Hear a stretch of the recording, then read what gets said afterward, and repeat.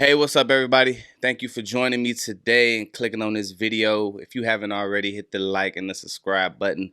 Today, I have an amazing guest, the homie, Chi-Town West Side representative, Indiana go-getter. If you need some fitness advice, this is the woman that you want to go and talk to.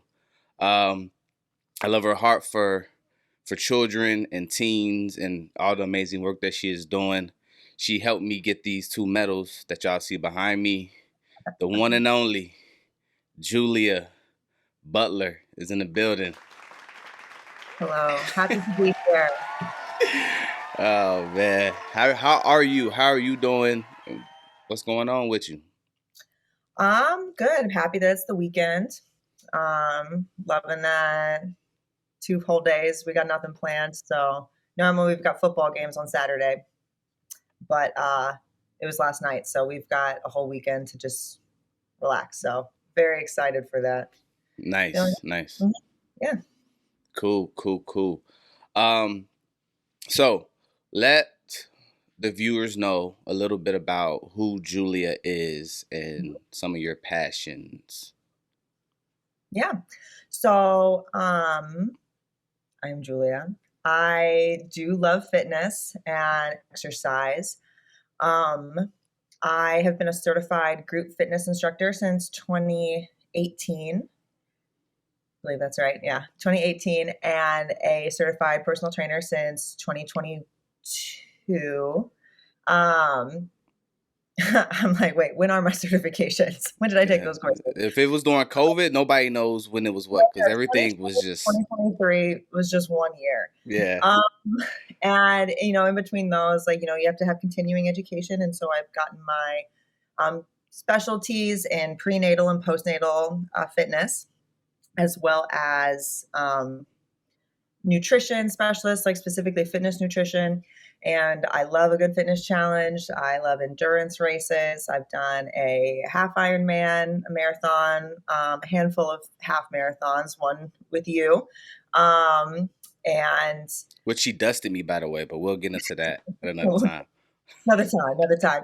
But I love endurance races, but I also really love strength training. I think it's extraordinarily important, especially for women. And then, oh, there's my dog. He is another passion of mine. What up, Moose? So he's actually a little concerned. My husband Reese, he's not feeling very well this morning, so he's been a little kind of checking on us both. Shout out to Reese.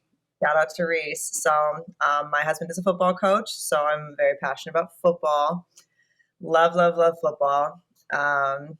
He coaches here on the West Side, and we've been investing in Chicago youth since we got married. We got married and moved. Well, he was already in Chicago, but we got married and immediately started investing in ministry with high school students. So that's the other big part of our lives there. Did you become a football person because of your husband, or were you always into football? Oh my gosh, I was always into football. So my dad was he was an athletic director, like a high school athletic director. And like when you are like growing up, like you're like 7 years old, nothing is cooler. Like nothing is cooler than just like being on the sidelines of a football game, like next to the cheerleaders, next to the players, and like having access to the concession, or not the concession stand, the hospitality room. Like my dad would always set it up, like there'd be food and everything for like the administrators and stuff. So I've always loved football. When I was younger, we have a place in Wisconsin. My grandma grew up there, and it was right by Green Bay. So we would go to the Packers experience. I don't know if they still do that, but like it was magical. Like you would go. I remember getting like painted up like a football player. They like taped my arms. There was like big inflatables, like an end zone inflatable, and they had like a machine that would throw the football at you. So you would run and then like make a diving catch onto like the inflatable, stuff like that. So I've always thought football was like incredible. I was talking about this in the office the other day about the CD-ROM game, like backyard football, like Remember with that? like Pablo Sanchez and the gang. Oh my gosh. Like I was like, I still know my whole lineup for that. And I would just always play like I mean, I played a lot of sports with my brothers. My dad actually set up. He painted like like a regulation like basketball court on our driveway. He actually extended our driveway like on his own to like make that like make it big enough for that. He built a field goal and put it in the backyard. So we would like my brothers would like kick field goals. Nice. By the time I was in middle school or high school, he had like a batting cage up there, so and a pitching machine. So and just different hitting stations around the backyard. So we're a sports family. Always been a sports person, and football and baseball have always been my favorite. Okay. It's my if you ask my dad, it's like, hey dad, what's your favorite sport? He always goes, whichever sport's in season. So that's my answer too. It's fall, so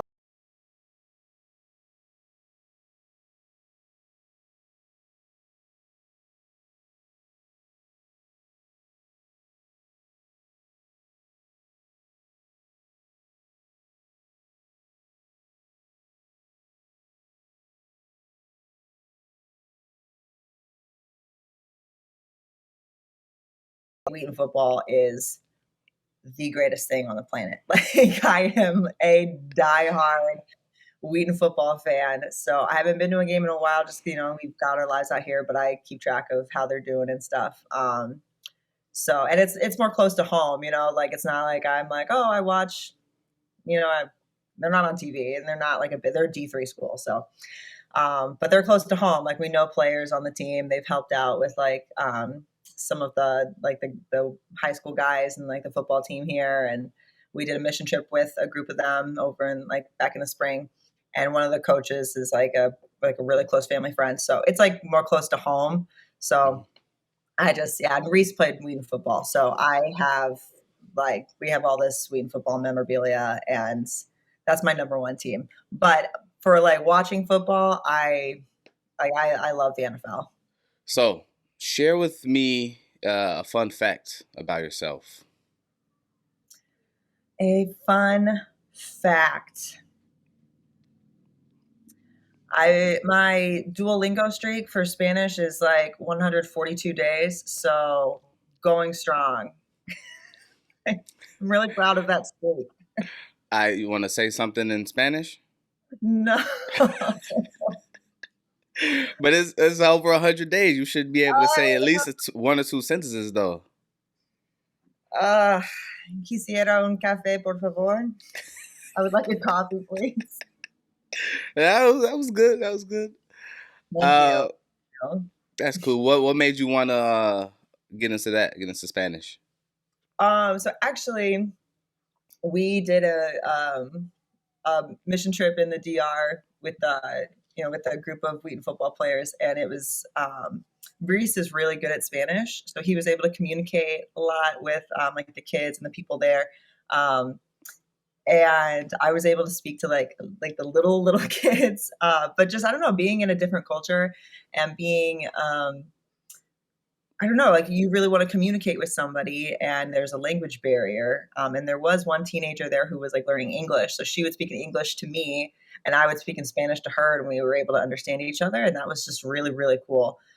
So I came back and I was like, I really, really want to learn Spanish. And there are just a lot of Spanish speakers in Chicago and especially on the Northwest side where I do most of our work for Slam and Grip. And I was like, I think this is really important. I would like to be at least if I can't be bilingual, I'd like to be a little lingual.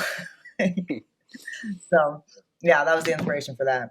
That's cool. That's dope. All right. So, last little fun get to know you question is what has been the highlight of your 2023 so far? hmm well, I already mentioned the mission trip, so I won't mention that again, but it was really great. And then also in June, we found out I was pregnant. So that's been a Hey, yep. So congratulations. whole new adventure. So this is our first. Nice. So, and we're gonna get into fitness and pregnancy with women and all those things later as this interview goes on. But how has being pregnant been so far, and what is like the biggest surprise you have? Biggest surprise. I okay, I got one. So I'll go with like what it's felt like. So I'm in the second trimester now, and it's true what they say. It just gets better. So I have been much more energetic, and nausea has almost completely gone away. So the first trimester, I was exhausted, like taking 4-hour naps in the middle of the day when I could. I would do some work in the morning, come home in the afternoon, take like an hour nap, and then like get back out there. Like I just could not go on. Um, so, and in that time, this would be what's like maybe most surprising. So I mean, I'm a runner, so and I continue running, but I definitely felt, especially in the first trimester, like I would get tired way easier, and it would make me feel nauseous. And I've had clients who just do not like running, and I've had friends who do not like running. So I had like an empathy moment. I'm like, oh my gosh, I think this is how most people feel when they run. Like this is like their own personal hell. Because it was, it's always been fun for me. It's always been enjoyable. I'm running since I was like in fifth grade. So to feel like, oh my gosh, this is like making me want to throw up. This is making me lightheaded. This is making me like feel awful. That was a totally new experience. And I was like, wow, yeah, if you felt like this all the time when you run, you wouldn't want to run either. So people are totally justified in hating running. Like more power to them. They don't have to do it. Wow. Hmm. Wow. Yeah, Julia, you're one of the people, you're real encouraging because you're real disciplined. You're probably one of the most disciplined people that I get to interact with on a daily basis. Because you'll just be like, hey, I'm going for a run and be like, deuces. Or you'll just come back from a run. I'm like, oh, okay. Like she's really intentional with health and being just disciplined and going out there. Never see you like, you're real intentional about how you eat and just maintaining all that. Where does that come from?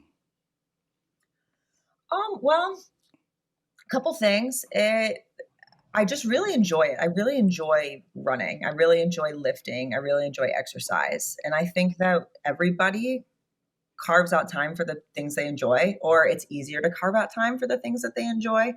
So that's just one thing. It's not like I mean, I have developed disciplines. I have developed habits over the years to always, or most of the time, like get the workouts in that I want to. Excuse me, to get the workouts in that I want to, or modify them if I can't get the workout in that I want to have just like the knowledge of what to do instead. Um, but also too, I do have to acknowledge like my husband and I, we don't have kids.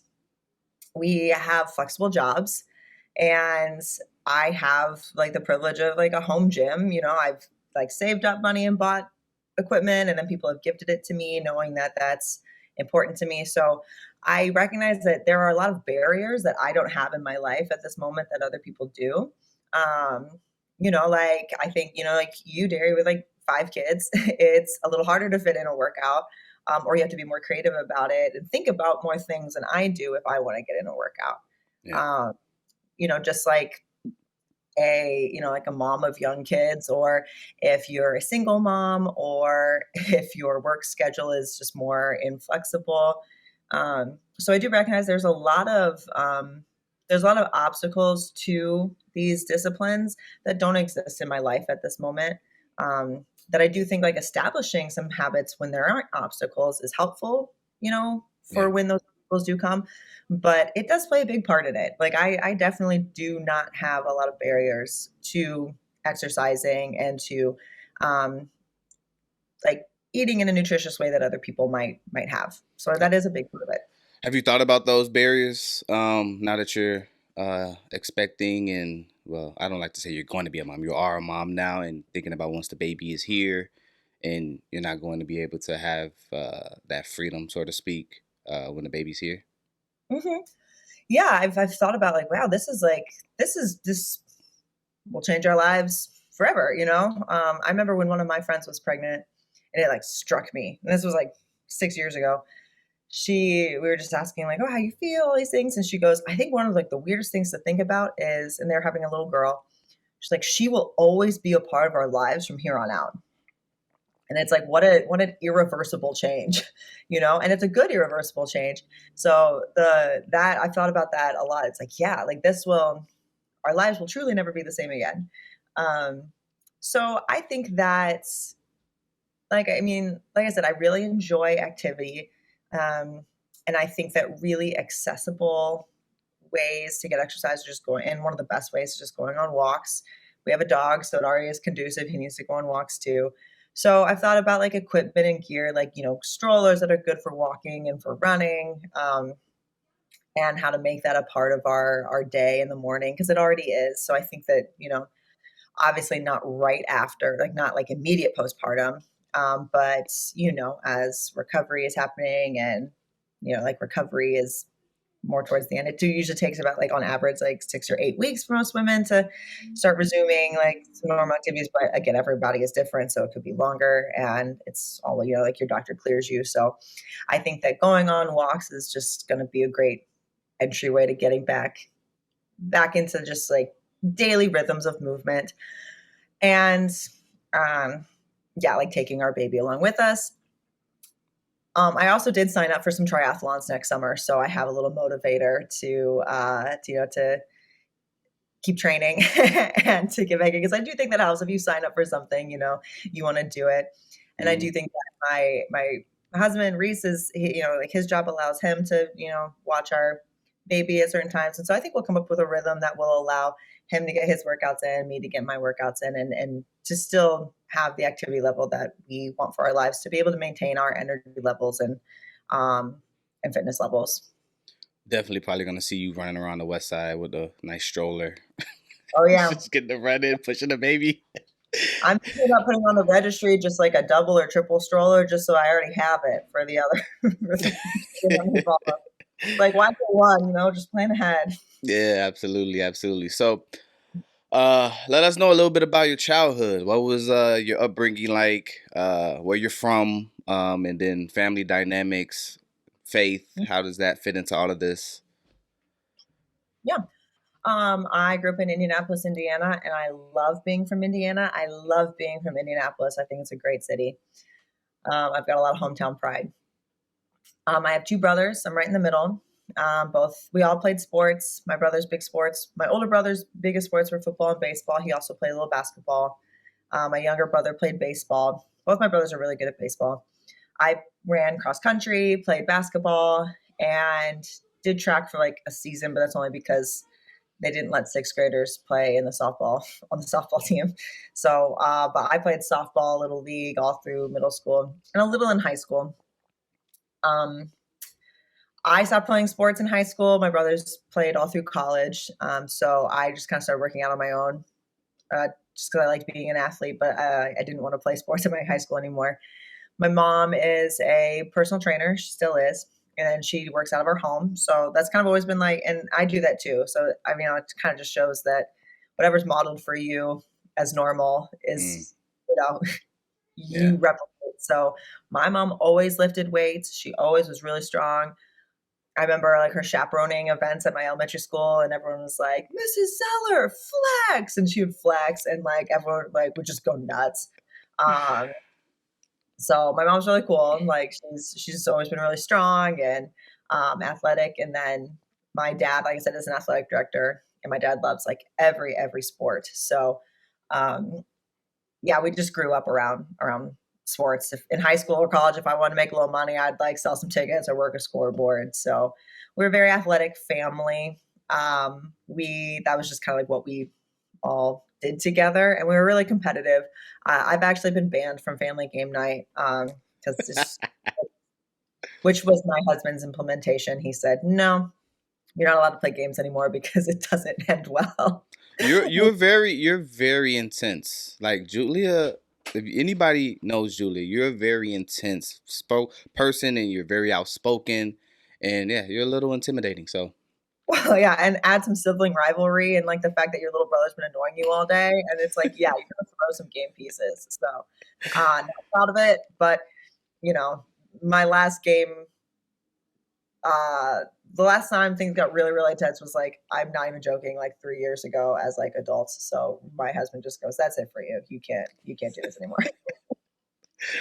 So, Uh, so yeah, there was a lot of like tension and fighting, like we had foosball, a papa shot, and like a ping pong table all at our house. And so, it just kind of makes sense. My older brother would always beat us, and then I would always beat my younger brother. My younger brother, although he's really good at ping pong and everything now, so I could never beat him. But, he's little, so, feelings were hurt. There were some storm outs. So that's, there was always activity going on at our household, some type of game, competition, people coming over playing basketball. Yeah. with your parents being involved in sports and your mom being a personal trainer, were they like really strict and like forcing you guys to be disciplined and taking care of you, or did they just model it and it just became a natural thing in the household? Yeah, they really just modeled it. I mean, like when I think about, I do wish I had learned more from them about like nutrition and how it works, and just like what does it mean to like eat nutritiously, or because I did get really sucked into like diet culture, which labels foods like good and bad, and like eat this to be skinny or something like that, which all is just complete garbage. Like it's just not how food works. Food is meant to energize you and be a cultural experience, to be celebratory and to fuel you and to provide the nutrients that you need. And I wish I'd been taught more like, hey, this is like bread, this is carbs, this gives you energy, this is deli meat, it's a protein, it gives you like amino acids, like the essential amino acids, and like the building blocks for like your muscles and everything. This is a fat, this is like really good for your body too, it provides essential calories and like helps protect your organs and all these. Like I wish I'd been taught that so I didn't fall into that. um but we didn't have like food rules around the house. My mom would buy donuts. Occasionally, she'd buy some soda. Um, we always had like chips and stuff in our lunches. I found out where they were hidden, and I would binge. It was, I would have like 4 bags of Cheetos because girl loves some Cheetos. Which Um, kind? Which kind? The crunchy ones or the puffs? oh, the crunchy. I love the crunchy. Yes, yeah, but I love the puffs too. I mean, I do not discriminate against Cheetos. They can all bring them all. All right, for So, sure. yeah, we didn't have like food rules or anything like that. Like, but we always had like fruit and yogurt and like hummus and like guacamole, like avocados, and like fresh food around the house. My mom cooked a lot of our meals. So I did feel like we were like very balanced in that way. I definitely picked up just like some diet culture, disordered eating habits just from like the kind of world around me, and just like insane like body image issues and comparisons with other girls. So, um, but nothing, I don't think, I mean, nothing in my house really perpetuated it. I do wish that there had been more like specific like teaching on like the science of nutrition. Yeah, that's something that I'm learning as a father is like we can take our kids to church, and you can have them around church culture, but if you're not teaching them like how sin affects their life or how this affects your life or why do we do these things, then they're just gonna grow up in like this religious circle. They're never really going to understand or embrace actually what it is that they're doing and why we do these things. So I think that's a really good point to make and stress, especially for believers when we're dealing with our kids as far as taking them to church and stuff like that. So you mentioned you kind of dealt with a little bit of like insecurities and stuff like that. Like how did that come about with your mom being a personal trainer, being in shape, you guys being in sports? How do you think that that you fell into that? Yeah, the memory is very, very clear. I was in 5th grade and I was going to like a pool party or like water party type thing. I had a lot of friends with May birthdays. So one of them, it was like beginning of summer. We were gonna have like water games, like wear a bathing suit. And I put my bathing suit on, I looked in the mirror and I was just like, like I panicked. I don't know what it was about that moment, Hmm. but I just panicked because I did not like what I saw. And I even called my mom and I was crying and I was like, I look fat. Like, what is happening? And I remember it was like if my mom even remembers that or what that was like for her to just like be out at probably one of my brother's baseball games and be like, what is happening? Um, so and I remember I didn't wear a bathing suit because I was so self-conscious, and I looked at everybody else and I just remember thinking, oh my gosh, they're like so much smaller than me. I remember like then I started paying attention to like sizes of like jeans and stuff. And I remember a lot of people were like, oh, I'm a 00. And I was like, oh my gosh, I'm like a 4 or a 6. And I'm like bigger than everybody. And then I like started observing like, wait a second, like all of these boys have crushes on these girls and like nobody has a crush on me. Is that because like of how I look? Am I ugly? Am I fat? So it was like a torrent of like Wow. everything. Um, and I mean, it really just feels like a mental kind of attack because I look at pictures of myself from like my 5th grade graduation and 6th grade, and like I'm just like a normal looking kid, like, and so this fear of being fat just like took over. This fear of gaining weight, this fear of that, and like it just took over my like whole life for like the next 10 plus Were years. you ever picked on, or did anybody ever make any like jokes referencing your weight or your size? Um, I mean, I do remember in 8th grade, just like, but it wasn't like a pick on thing. But like from 8th grade to like senior year, like guys would always like comment on like my butt, but like in like a good way. But I mean, I remember just being like, it's so big, like, um, and I could be like right in front of them. But that's kind of like a different problem. It was more like they were like kind of like, I don't know, like it was like they're supposed to be like a compliment or whatever, but it just reminded me like, oh yeah, like I don't fit into 00 jeans. And like if you remember like the early 2000s into like the 2010s, like that was like, like the heroin chic kind of like phase and like the low rise jeans and like being like Paris Yeah. Hilton and like everything was like very, very like skinny, skinny, skinny was like the ideal, at least for like white women. Yeah, it was a little bit different in black culture. Right. But I'm telling you what, for white culture, it was just like Paris Hilton. um, and I actually remember um, like seeing like celebrities of color and noticing like they weren't stick thin, and that actually being like really encouraging to me. But no, I was never picked on like ever. I mean, because again, like I was not. I was a very like I was not a fat kid. I wasn't. But in my mind I was. Um so yeah, I definitely like I think that being um like being overweight and like being picked on that is just a very, very different thing. And it's actually like a thing I've been listening a lot to, just like people's experience like in larger bodies and like being fat and like and what they've experienced in terms of eating disorders and being picked on.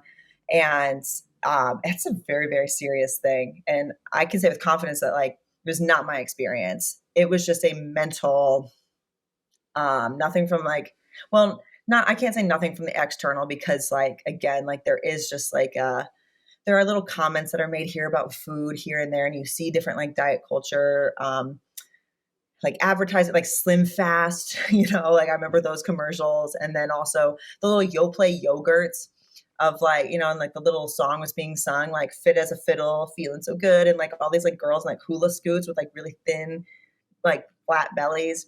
And I was just like, oh, I need to eat that to be like, to look like that. So there were external things, but in terms of like people picking on me, like, no, not my experience. Did you deal with any of like eating disorders, or did you pick up on any of those habits, or was it just like an insecurity thing? I definitely, so I don't claim to be an expert on this, but in my understanding, there's like diagnosed eating disorders, and then there are disordered eating patterns. Mm. And like I never had a diagnosed eating disorder, but I definitely had disordered eating patterns. So I would try to skip meals. I I had some like stomach distress in high school that was really mild, but I did make it up to be more than it was so that like I would have an excuse to like not eat. Um, we thought I was lactose intolerant.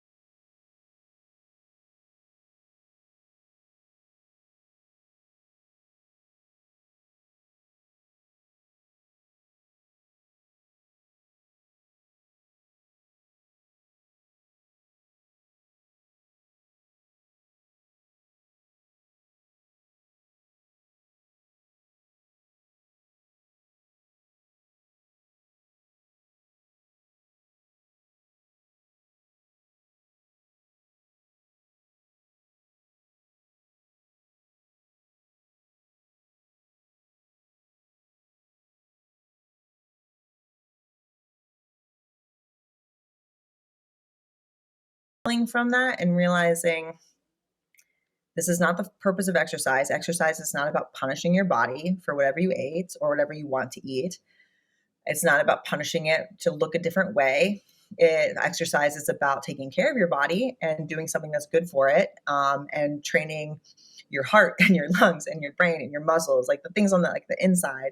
Um, and food is again another way to love your body and enjoy community and the people that you're with. It's not about controlling it or manipulating it so that you look a separate way. And that is something that I really feel like in communion with God, he really instilled in me as I was coming out of that really unhealthy phase in college. And it does continue to be, a battle, like in times of stress or heavy emotion. So I will feel my brain start to turn towards hey, remember this little, I call it an addiction, because it's what you turn to and your thought pattern and your heart pattern when things aren't going how you expect it to, or you want to control a situation. So my brain will turn to those addictions of just hey, maybe you could skip a meal. Hey, maybe you should obsess over ingredients. Hey, maybe you should just exercise this away. And it's no, exercise can help manage stress and as an overall healthier life pattern, but it's not going to be how you're not going to compensate. Exercise and nutrition are not going to be compensating behaviors for something you can't control, like something external, like being stressful or an emotion or an insecurity. So I'll feel my brain go towards those addictions from time to time, but much healthier space. And I do think that just walking with God and continually knowing the truth about yourself, who you are, and knowledge of the purpose of exercise and the purpose of certain foods and how the body works. Both of those things have helped with that. Yeah. How long was that a struggle in your life? From what age to what age? And then how did your parents in the process, or as you were dealing with that, did they notice, or how did they encourage you, or how did they help you overcome that? So yeah, from fifth grade, that story I told earlier, to I'll say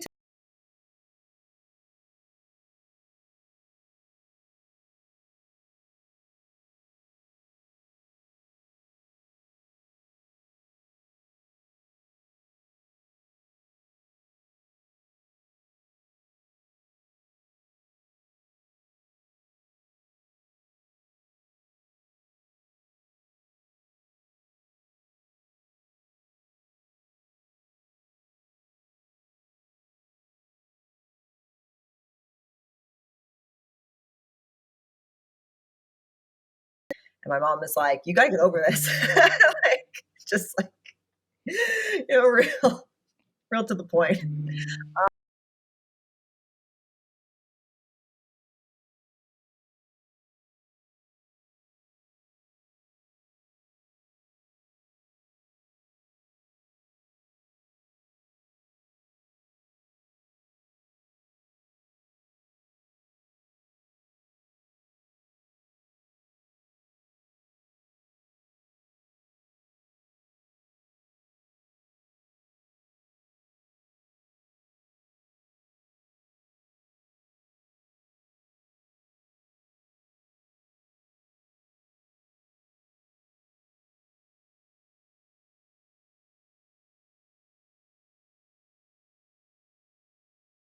of you. Yeah. Um, but just like not just in like your appearances, but just like your accomplishments and like, everything. So yeah, I think they were a little unprepared for it. So some things were like addressed directly. But uh, I don't know if that was something that they were prepared to handle as parents, which, I think God puts us in situations where we think that as we model certain things, like our kid's not gonna struggle with that because I'm doing a really good Mhm. job at like modeling that. And then our Yeah. kids go through some of the stuff. Like I'm dealing with some things right now as a father. I'm like, why? Like we Mhm. we go through these things every day. We deal with these things every day. I talk to you and it's like it's still a struggle and it's just yeah, it's a reminder that God will use certain situations to help us grow either in how like affirming we need to be to our children or that we need to pay more attention or how do we work this thing out, but just being sensitive to that person and what they're going through. And so everybody is different. I got 5 kids and Mhm. so everybody's personality is different. You think that, oh, they're all going to be like little mixtures of you and your spouse and then boom, and it's like no, like they're all different and they all have certain similarities, but Mhm. it's interesting. How did your faith play into health and fitness? Mhm. Um, yeah, it's an interesting question because I definitely don't want to like spiritualize exercise or nutrition because there are some like really interesting things I've seen out there that like really, really like spiritualize exercise, like making it like I wish I could think of an example. Uh Well, while you think of that example, did you watch that doc I told you about? no, because we Uh, don't have what's it on again? I think it's on Max. I think HBO No, yeah, Max. it's Max. Yeah, we don't have that. But I'll give you my login. right, because so I do know. Yeah, give me your login because I love a good cult documentary. That's another passion of mine. Love a good cult documentary. It's so fascinating.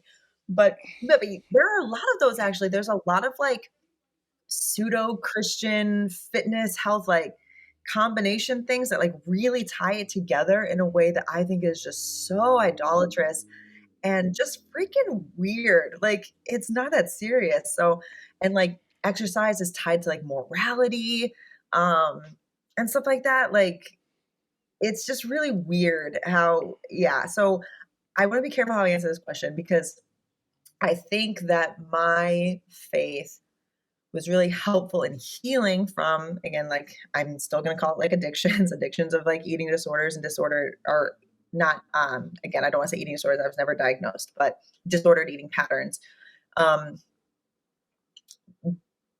like my relationship with God was helpful in healing from that because he was calling me not to look at the idol of appearance and exercise or food or control of food, but to look to him and to be secure in him.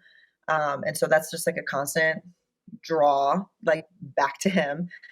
And I do think that it's a very self centered thing, right? Like, I want people to think that I'm fit or I'm thin or I'm pretty or I'm like whatever. And even like, not like, even outside of like appearances, like, I want people to think that I'm tough. I want people to think that I'm awesome because I can do these things. Like, I want people to think that I'm strong and think, like, oh, she's such a badass. Like, so, um, like all these are very inward. These are very self-focused. And I think that God calls us to not to take our eyes off of ourselves and to look at others.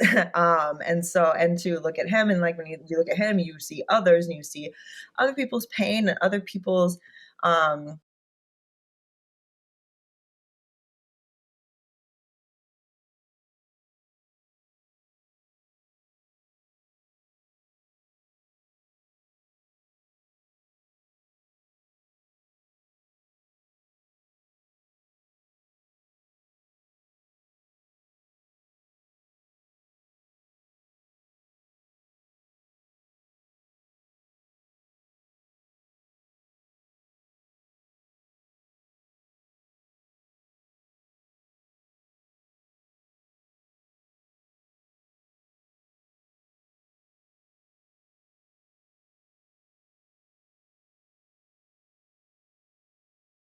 And you can't enjoy someone when you're just trying to like control what they think of you.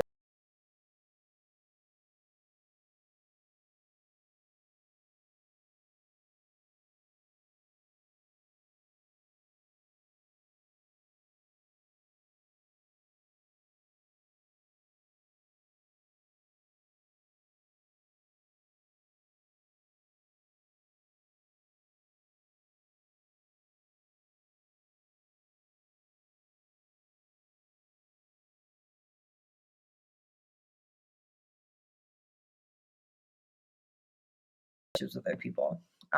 So I was actually just talking about this with some people last night that we were just talking about, just particularly girls that like we know that we're just like, they are so fun to be around, or they are so cool, like, and we were admiring.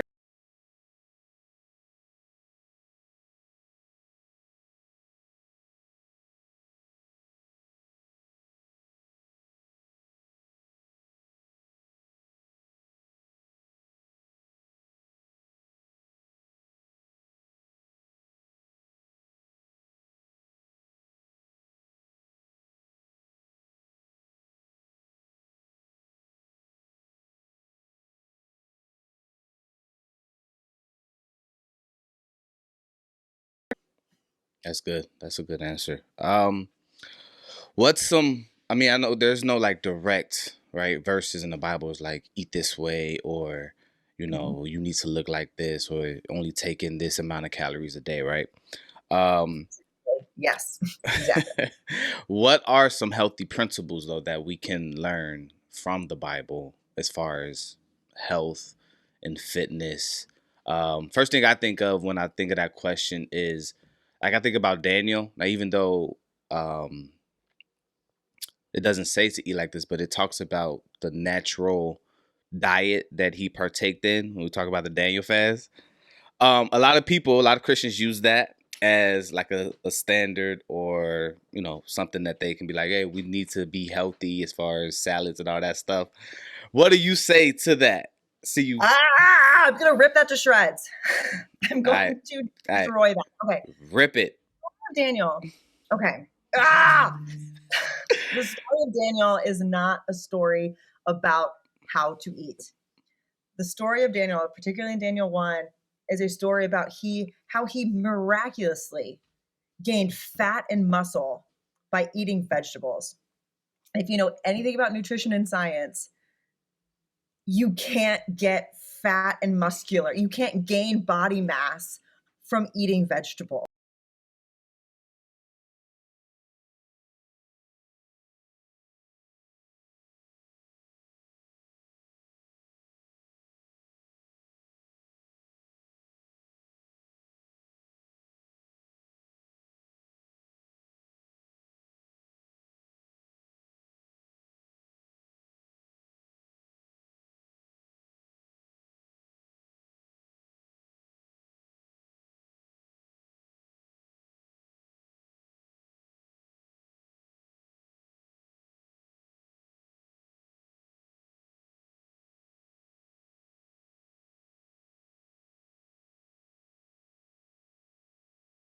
We're not like what it was probably a lot of seafood, which like a lot of lean protein. Actually, I don't know. Where's Babylon? I probably just sounded really ignorant.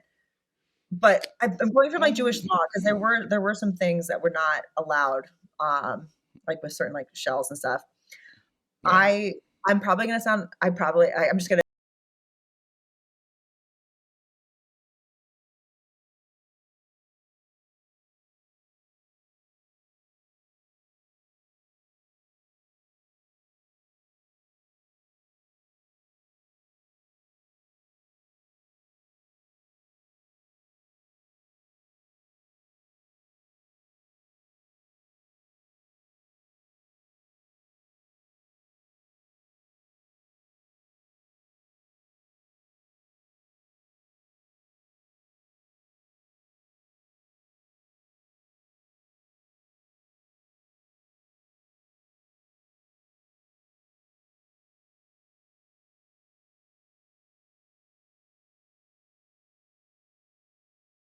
Up with like in terms of like purity and like what he can eat and what he can't.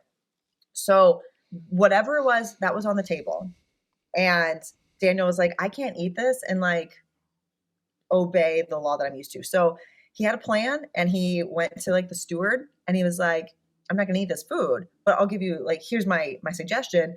Just give me vegetables. And then we'll see like who's doing better, like at the end of like 30 days or something. So like the story is about how God miraculously sustains Daniel on like almost no food. It's not a story about, hey, we should eat this way to be healthy. It's a story about how like God honored Daniel's obedience miraculously. It's not a lifestyle thing. So like when people are like, oh, like this is how we should eat, natural. There's even everything on the Babylonian table was probably very natural. Like what are they processing the food with? Like, and processed foods are not bad. Just gonna say that. But like what it's not a lifestyle or like health thing. It's literally a story about obedience and how like God will give you what you need to obey him no matter where you are. It's not a story about how to eat. So I came across this like 3 days ago, and I wanted to bring it up to you when I see you in the office, but I was like, I'm gonna save this for when I talk to her on the podcast because I want to get a natural reaction. Because I've Yeah. heard you talk about this before with some other So people. So I was like, I'm gonna bring this up and I want to just see what she says because there are a ton of like just websites and people that wrote books and are the quote unquote like experts on this is how we need to live and this is how we need to eat as Christians according to the Bible. yeah. And it has taken on a life of its own. Hey, I'm so sorry. I thought that God gave Peter a vision where all types of food came down on a blanket or tarp and he said, eat. Yeah, Like, even in there was that Matthew 7 where he says he done away with all the dietary laws. So it's like, yo, yeah, eat, man. Like just like, you don't have yeah. to just eat, kosher foods anymore. You can Mhm. eat whatever you want to eat and just And then, yeah, when we and that's what I'm talking about with like spiritualizing like food nutrition, because when we get like that, we're disqualifying people from the kingdom of God. So it's just like, okay, so then because then we start just making assumptions and divisions. So it's like, are we saying then that like somebody who lives in a food desert, that the most like accessible food to them is like processed food, and they are on like with their link cards or something like that, and like this is the food that they can afford, or like with their jobs that they can eat, or so then suddenly we're disqualifying them from the kingdom of God because they can't eat the way that we have just deemed holy. Like God's mm, whole thing in the gospel is just like, it's not your works that make you holy. It's not what you eat that makes you holy. It's not what you do that makes you holy. Are we going to then disqualify? And if we associate a certain lifestyle and physique with the kingdom of God, which it's sneaky because it's like, no, we're not saying you have to look a certain way. We're just saying you have to eat a certain way. But like eating a certain way is always associated with like a certain aesthetic. Always. Like look at the pictures in these books. You're probably not going to find somebody who is fat. You're probably not going to see someone in a larger body. Like, I mean, I'm sure there's one out there and someone could drop it in and be like, see, but like it's general, like just more like the greater patterns is like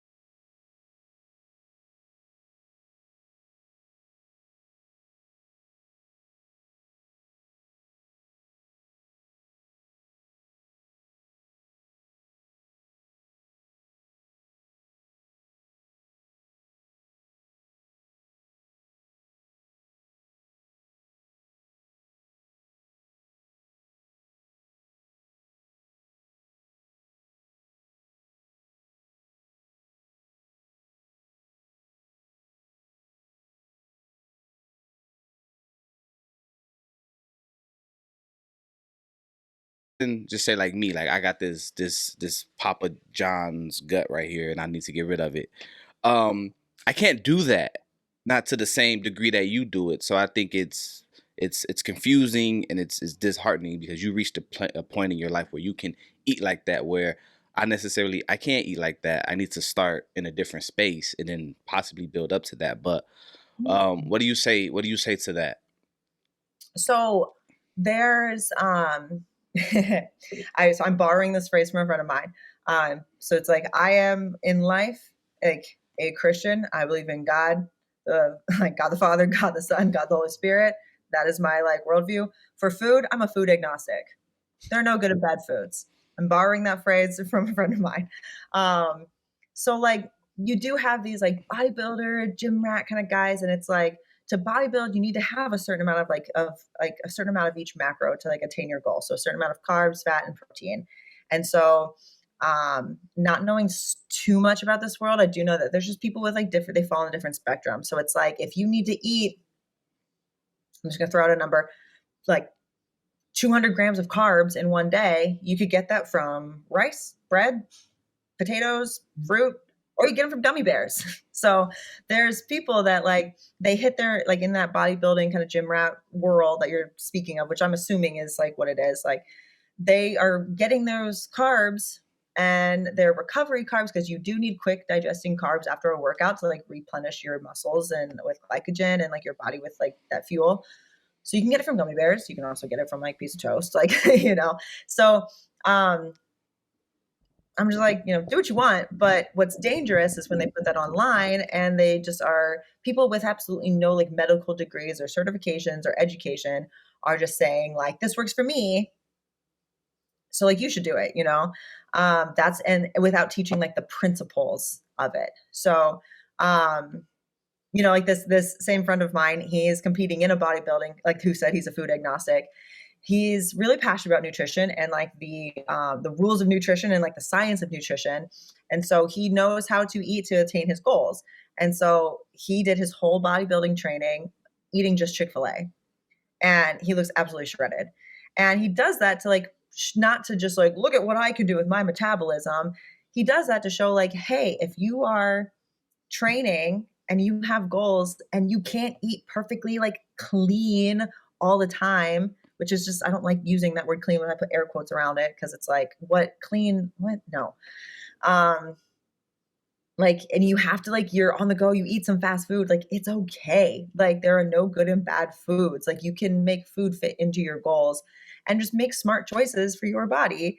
And nobody, I think, should like get on their high horse about like, well, I eat a bag of gummy bears, so you should be able to. Or I eat perfectly clean with no processed food, so that's how you should eat. It's like, let's just get off these high horses and like understand nutrition and apply it to our lives in the way that works for us. So I hope that made sense. It was a bit of a rant.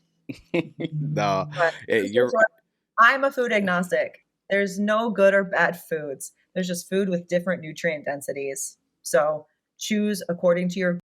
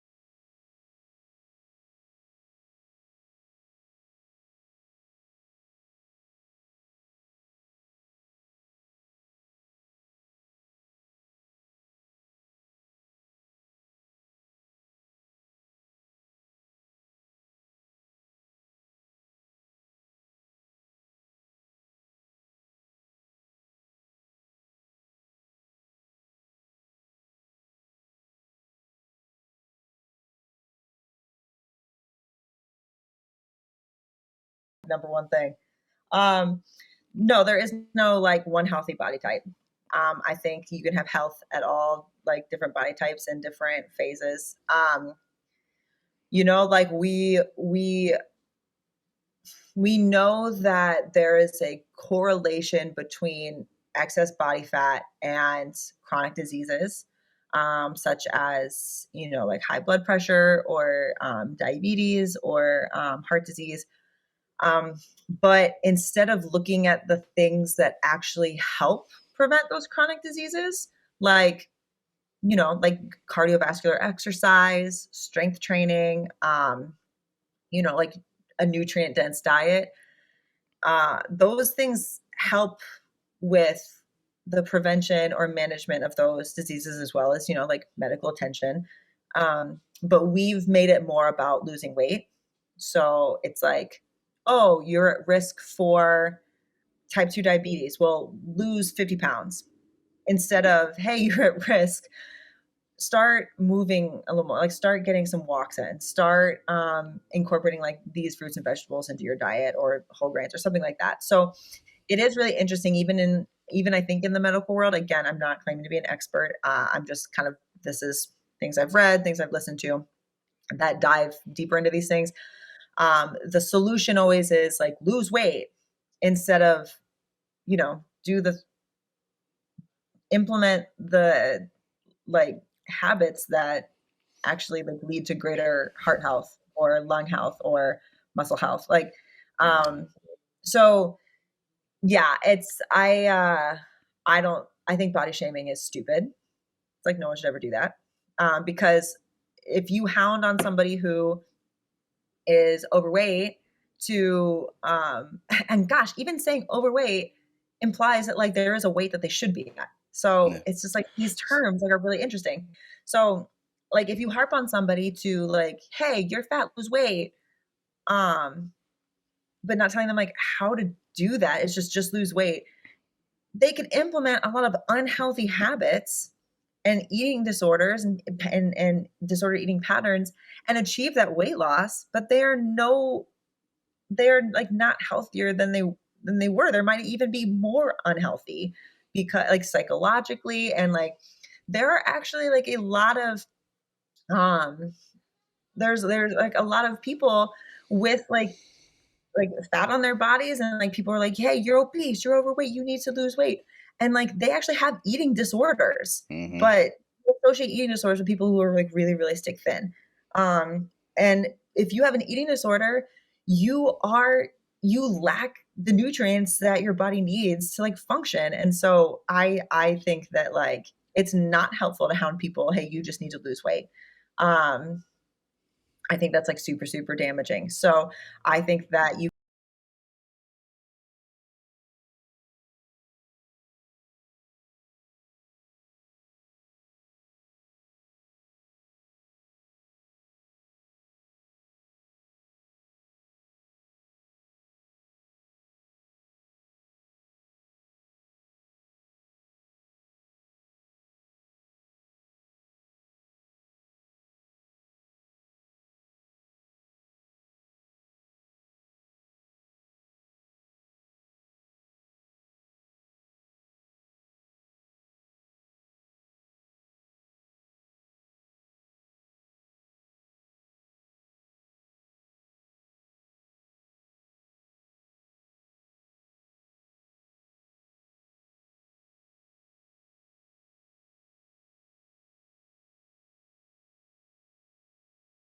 180, 190, right?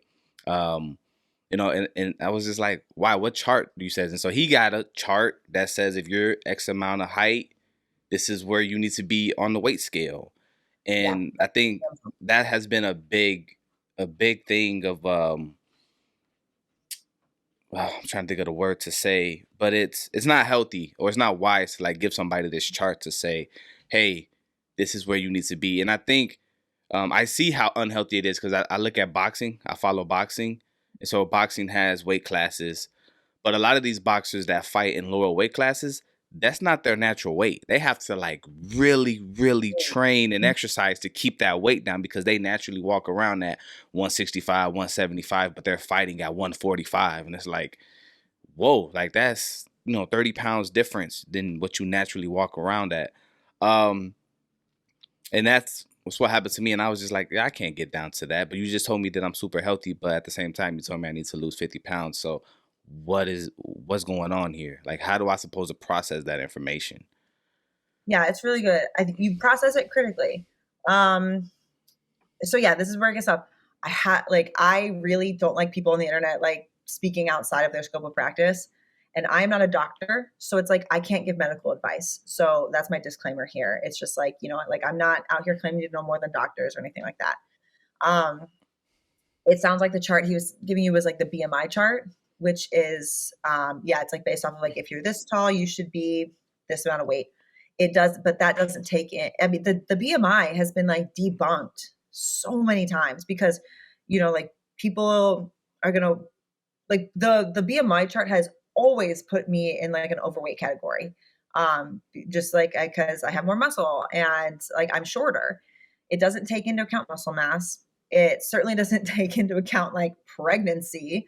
It doesn't, it just doesn't take a lot of factors into account that make it so that makes it a really incredible source. So it is discouraging to see like BMI still used as like a health marker because the BMI has just been, I think, just debunked so many times. And so I know I sent you some like show notes. If you include those, I can include some videos on the BMI and maybe a podcast or two. But yeah, it's so I think you should think critically about that because we automatically associate thin and thinner with health and healthier. Um, just this is how we've been like kind of wired to think. But like if your blood work came back and like your different levels and it's like it shows that they're all like cholesterol, like heart rate, blood pressure, like if all these things are good, yeah, it's like why do you need to lose weight? Why 50? Why 50 pounds? 50 pounds probably because of the BMI chart again, which has been debunked. So yeah, I think you should think critically. I'm not going to say your doctor's wrong, you shouldn't lose any weight, or there's no health risk, dairy, like, because I'm not a doctor, I can't do that. But I will say, I think that I'd be in a position to credibly say, think critically about Yeah. that.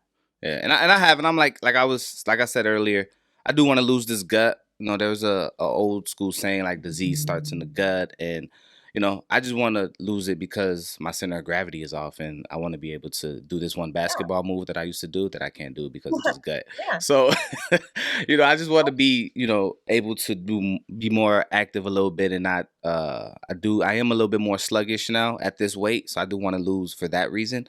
But other than that, I don't have any other like as far as like extreme like health issues or concerns because my doctor said that I was good as far as Yeah.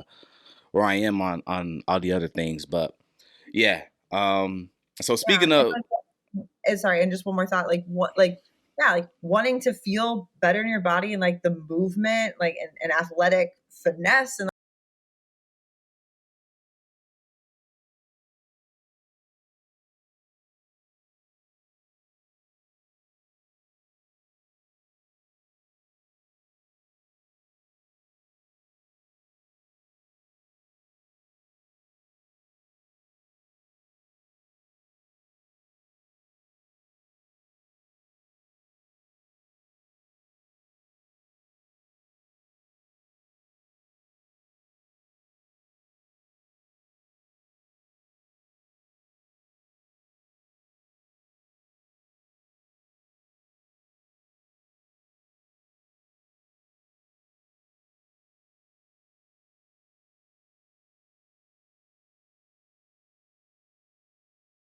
you control all the decisions for your body. So like just whatever like journey you want to go on, just like I think like everyone has the ability to make sure like, hey, just make sure you're really well educated and like being informed by credible sources to be able to like achieve what you want to achieve. next year, hit a 10-minute mile marker and a half marathon. So that's an amazing goal. And it's an amazing goal that doesn't have anything to do with like how much you weigh, you know? So but it does mean that like if you were to do that, that would mean like greater like cardiovascular endurance and capacity. And that's a great marker of health. Yeah. Yeah. And there's some natural benefits that come with like working out. Your body's going to lose weight a little bit, or you're going to get a little bit stronger because you're lifting weights. So there's some natural benefits that come with that, but that shouldn't be like the main goal. The main goal is to be healthy. Yeah. And because like, it's not always guaranteed that your body will look different. Yeah. um, so yeah, it just can't be the main driver. Yep. Yep. Mhm. So you shared with us that you're expecting a baby. Congratulations. I'm so happy for y'all. How can a pregnant woman maintain a healthy lifestyle? And is exercise still an option? Mhm. And then are you really eating for two? Is like the big thing. You're eating for two now. And also, what's a healthy weight for a baby, if there is one, to be born at? So that's a ton of questions. So let me take that one at a time. Yeah. So one, no, pregnant women are not eating for two. Like calorie intake should stay about the same for first trimester. And then it's recommended that you up your calorie intake by like 300 about. Again, it's like who's actually like, I don't know anybody like actually measuring how much food, but that's about 1 to 2 like nutritious snacks, like extra, in the second trimester. And then the third trimester, you like pregnant women should be eating like about 500 calories more. Again, these are just ranges. You might Google and find like different ranges, but that's about kind of like average. And then the reason is like your baby's getting bigger, and so like you need to be supplying them with more nutrients as they grow to support their healthy growth. Excuse me. But 500 calories extra is hardly eating for two. Let's say like a person's, I'm going to give it a huge range based off of just like different people's like current weights and activity levels, but like let's say like you're eating anywhere between like 1800 calories to 2800 calories. 500 calories is hardly eating for two. So no, eating for two is a myth. No, but you do need to eat more. And even through like breastfeeding, if women choose to breastfeed, like they need like just like a couple hundred up to 500. I actually didn't look up to refresh my memory on the breastfeeding calorie intake, but again, it's like calories, just like a couple extra nutritious snacks per day. So yeah, and should women exercise while they're pregnant? Absolutely, absolutely. So I guess how can women, when they're pregnant, like really the guidelines, like basic principles are like really the same for like the general population. That's like eat a variety of fruits and vegetables, and lean protein and whole grains, and like kind of bulk up your diet and those things when you can. Do exercise that you enjoy, and try to get enough sleep and manage stress. Like those are general principles that everybody should follow, like pregnant or not. And the reason I start there is because like these things are easier said than done, right? Right. Like eat a balanced diet, and balance means fruits and vegetables, proteins, fats, and like from a variety of sources. Is that chart from school that we had in elementary school, is that still like accurate? Is that still a thing that people follow? I forget what Well, it's called. It's like a nutrition chart or whatever that they used to show us like in the my elementary pyramid, school. like my pyramid, like the food Yeah, pyramid. yeah, yeah, yeah. Oh, dairy. I just listened to a podcast, and again, I can send you the podcast going through we don't have time to unpack this. It's just going through the food pyramid and the politics and the lobbyist groups that were like involved in that. It was very insightful. But like, I can say with confidence that just like like diets that are nutritiously dense include fruits and vegetables, lean proteins, fats, and like grains and whole grains.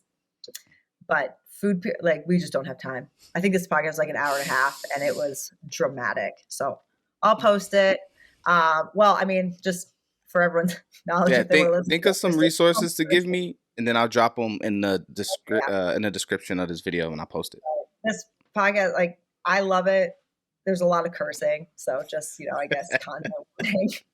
I don't mind it. I think it's hilarious. Like I'm like, yeah, I would drop a lot of f-bombs too if I were really frustrated about like the politics of like trying to educate children how to eat.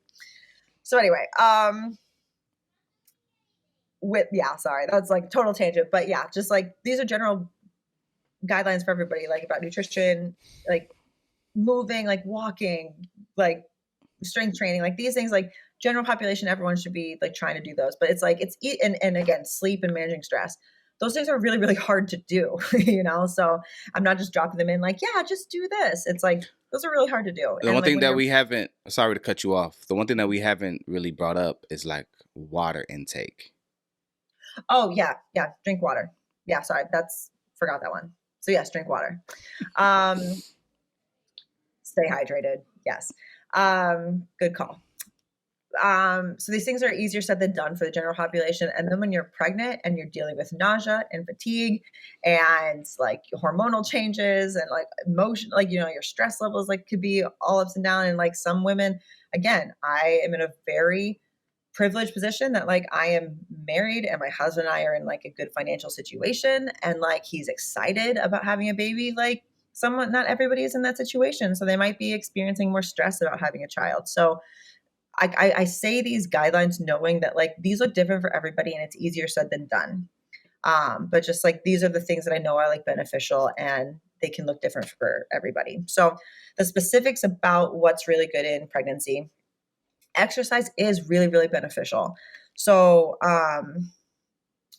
I'll do exercise and I'll do nutrition. So exercise, yeah, it has a lot of really good benefits for like the fetal development. So the like placenta is forming in the early weeks of pregnancy and like first trimester. It's usually done by like week 20, I believe. And that's just like a whole new organ inside a woman's body.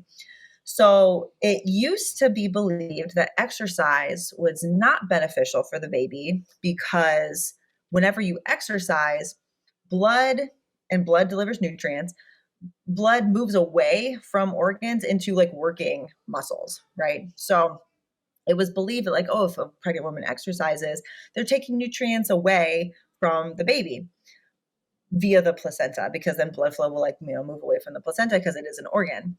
But what's actually happening is it's good stress. So like it's like when you exercise, when you're running, you've experienced like a little heart stress, right? Because like your heart's working like a little bit harder. But then like the effects of doing that consistently means that your heart as an organ gets stronger. So the same thing with the placenta. The placenta, when it undergoes the stress of somebody exercising, um, it results in greater improved vascularization. I hope I said that right. It's a big word, vascularization, meaning like blood flow and like the efficiency of nutrients to the placenta and like therefore like to the fetus, to the baby. So exercise can make your placenta like a more efficient organ at what it's supposed to do, which is deliver nutrients to the baby. So there's like really good benefits for exercise on fetal development, meaning like it gets more, like the baby gets more nutrients, which results in a reduced risk of like low birth weights. And so I know one of the questions in there is like, what's a healthy birth weight? So it's like when I look this up, there's like, you know, again, like lots of big ranges and stuff like that. And so I think it just really depends, but it kind of seemed to be, and again, no scholarly article. I didn't do Google Scholar. I just did Google. So there's my disclaimer there.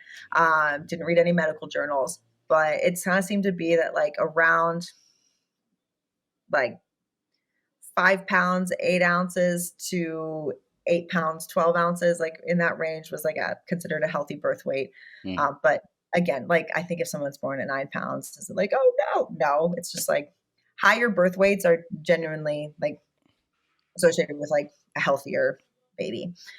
And so, you know, they also take measurements like when the baby is born, they take like physical appearance and like, you know, heart rate and heart rate.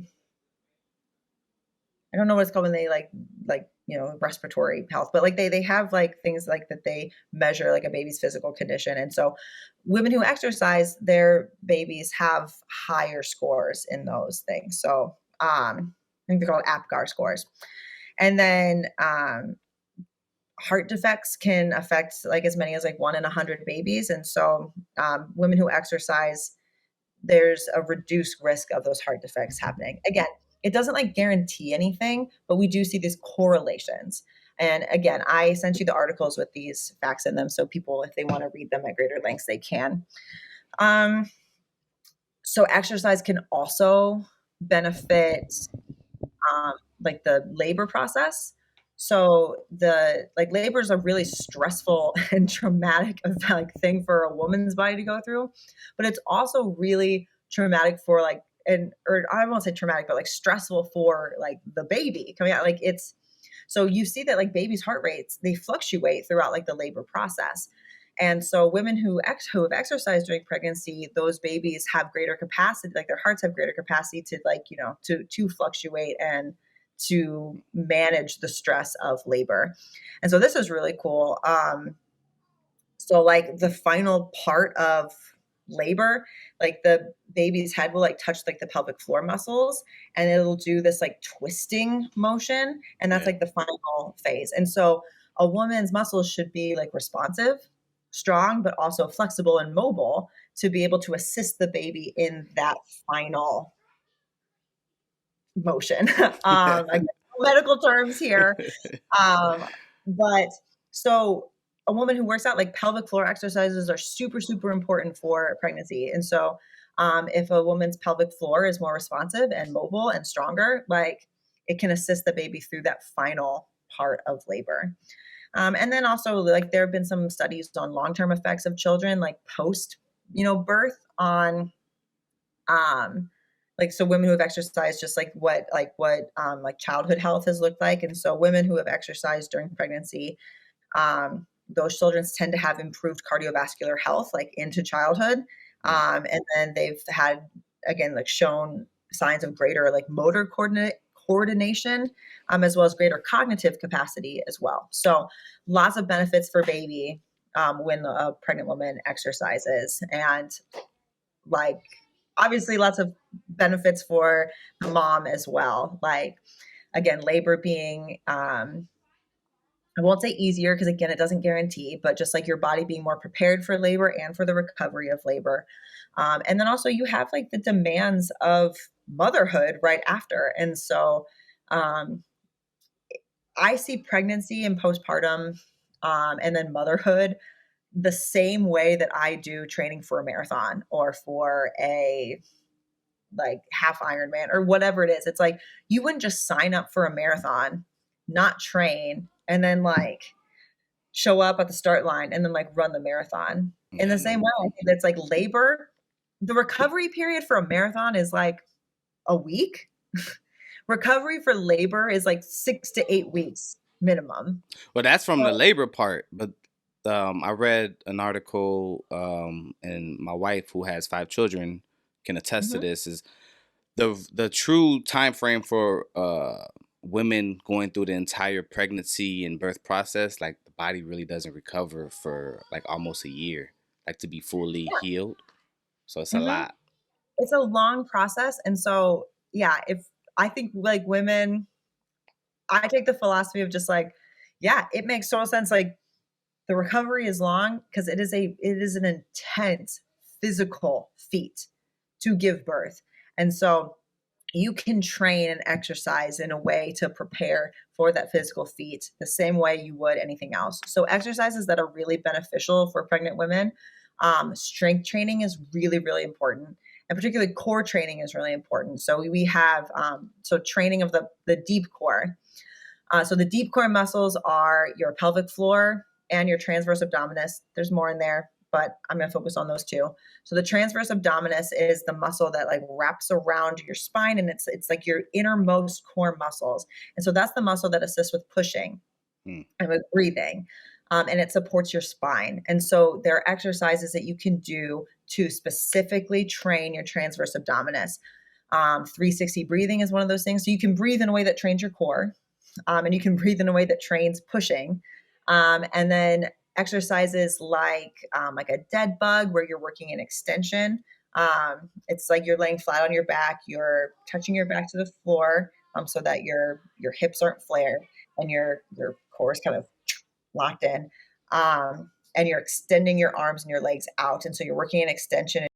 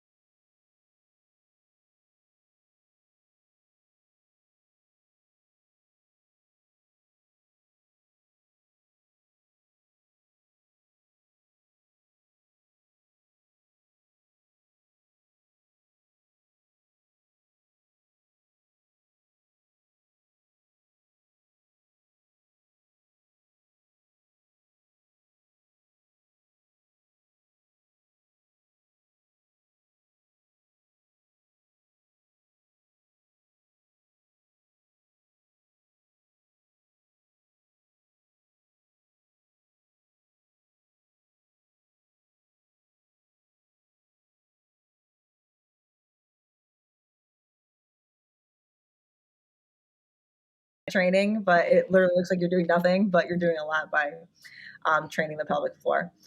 And then, of course, strength training is really important for a pregnant woman. Their center of gravity is going to change. Their core is going to expand, or their bellies will extend, and so that can, it's really hard to like maintain core stabilization, and you might have lower back pain because your center of gravity is more forward. And so training, especially in early pregnancy before the belly grows, and then as the belly grows too, it's really important to train your posterior chain. So like low back, like back in general, low back, especially glutes and hamstrings, because if your posterior chain is strong, you're going to be able to support your body changing well. And so that's associated with like reduced risk of low back pain and other aches and pains that can happen as your body changes, particularly as like the belly grows. So glute bridges, Romanian deadlifts or deadlifts in general.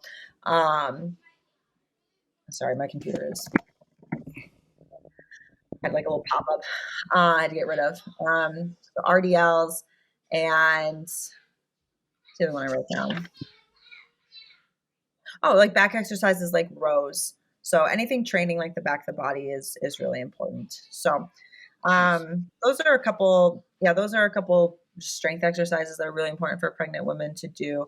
And then it's really good to get cardiovascular training in, like your heart has to work really hard in labor. And sometimes labor can just go over hours and hours and hours. And so if you can get cardiovascular training in there as well to like increase your endurance, that also assists with the labor process. And so generally, like, they recommend, and by they, I mean like the American exercise guidelines. I forget the full name.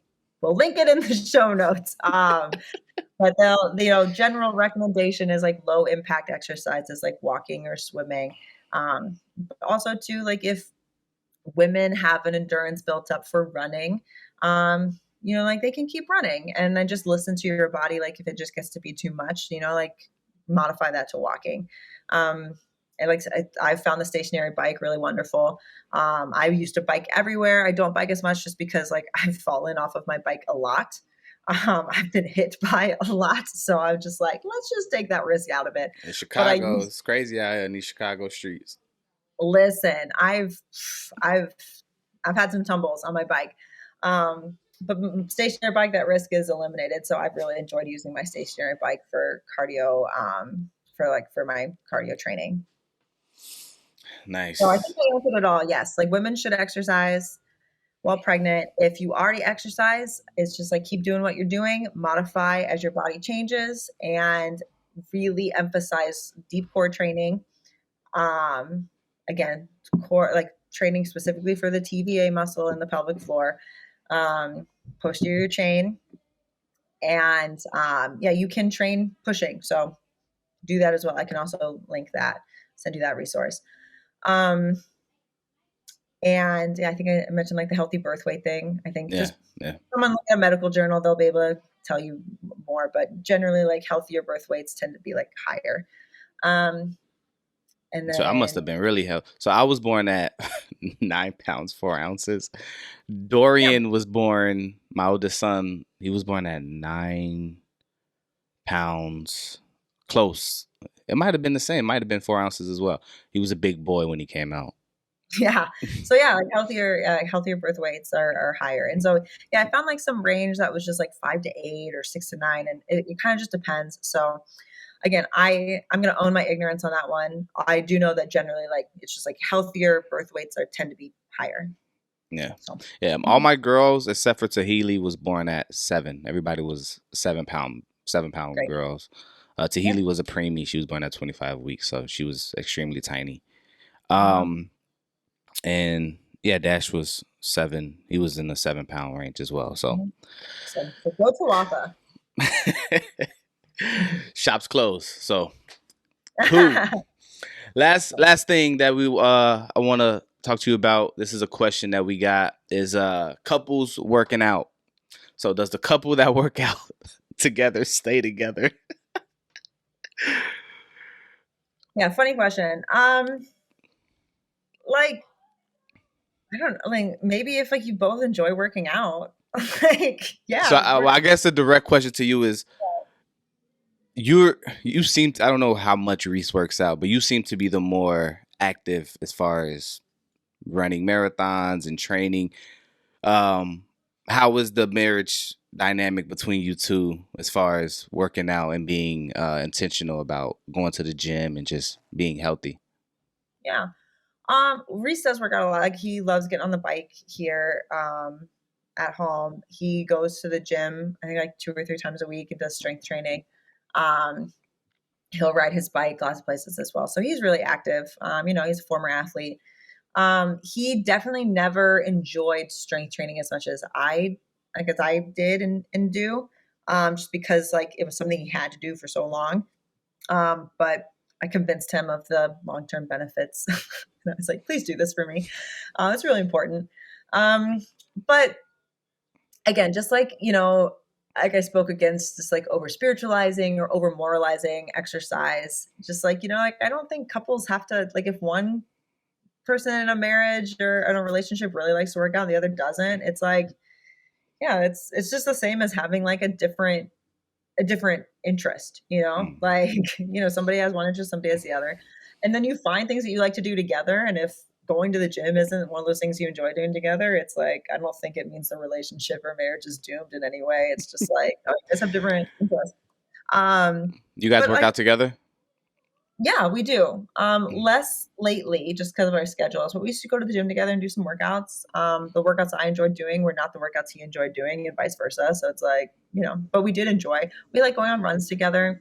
And Reese has done quite a few like races with me and stuff. So he'll do the hot chocolate run with me in November. Nice. So yeah, I've got that 10K coming up.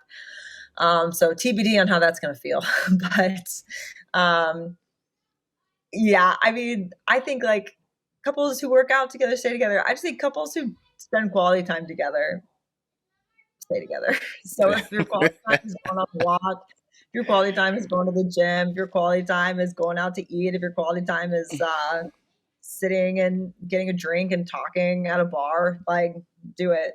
So yeah, it's I'm not gonna overhype exercising and working out as like the answer to a healthy relationship. It's just like just quality time.